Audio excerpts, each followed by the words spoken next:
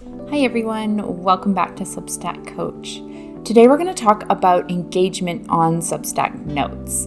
As I mentioned in my previous YouTube video about using Substack Notes to share your content, one of the most important parts of Substack Notes is the engagement. The engagement that you do, not necessarily the engagement that you might be looking for because you came from Instagram, but what are you doing on Substack Notes to be a part of the Substack community or a part of the Substack network?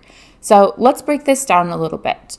Maybe you've been on Substack Notes for a little while and you're doing all the right things with how you're posting your notes, but you're not seeing much results from that. You're not getting a lot of views. You're not getting a lot of subscribers from notes. Maybe no comments or no likes, just not much happening. And it can really feel like this isn't working. But most of the time, the issue isn't your content. And I do see this all the time where people are posting, sharing notes that are really great content, and they're just not getting any reactions or even any increase in subscribers, which is the whole point of notes. So the way notes actually works is through engagement. Let's take a look at this in a different way. So I like to do it this way. Imagine you're in a room full of people, a networking party, which is a nightmare for us introverts, but imagine you're at a networking party and there's someone standing in the corner saying, "Hey, over here, I write about health and wellness," maybe holds up a sign. "This is what I write about. If you come by, I'll tell you more about it." And you just keep repeating that. That's what posting on notes without engaging looks like. And you know what the reaction will be. People will not want to make eye contact. They'll kind of look away, skirt around, kind of do a polite smile and disappear into the crowd, right?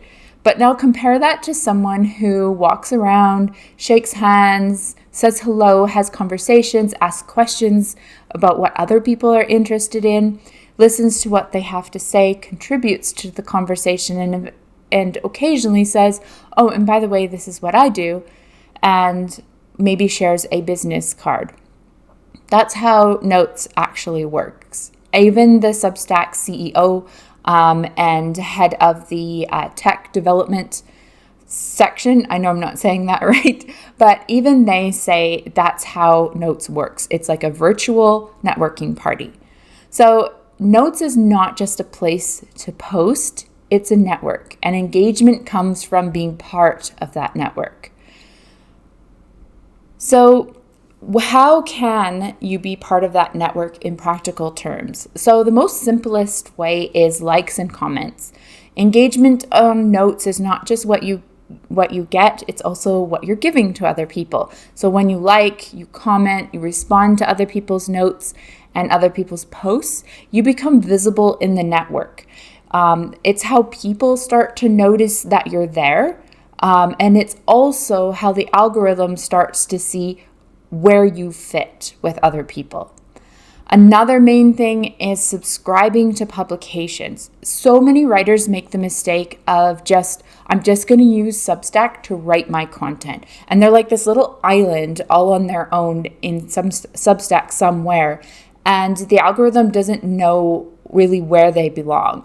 Part of getting the algorithm to understand you is posting content, both long-form content and notes with good keywords. But the other part is interacting with other people in your field. And that starts with subscribing. And then Substack starts to see, oh, this is kind of the network. This is the web that this person belongs in. So you don't want your feed to stay super narrow and have like 4 or 5 people that you comment on and like their stuff. You really want to broaden that and have 20, 40 people that you're interacting with on the Substack platform. And hey guys, if you're like, I do not want 20 to 40 emails showing up in my email inbox every week, I get it. But Substack lets you change the notification settings under your profile to be like, I want these to come to the app only and not my email address. And that will help a lot to clean that up. The third thing you want to do is called restacking. What restacking means is just share this content to notes. So whether you're restacking someone else's note or you're restacking someone else's post, it's one of the easiest ways to support others and to be seen by them and by their audience. It kind of starts to create this ripple effect where people start to see who you are because you've restacked this person's post. They've liked the fact that you restacked it. Their audience sees your restack, and then more people start to jump into that, and it starts to expand elsewhere.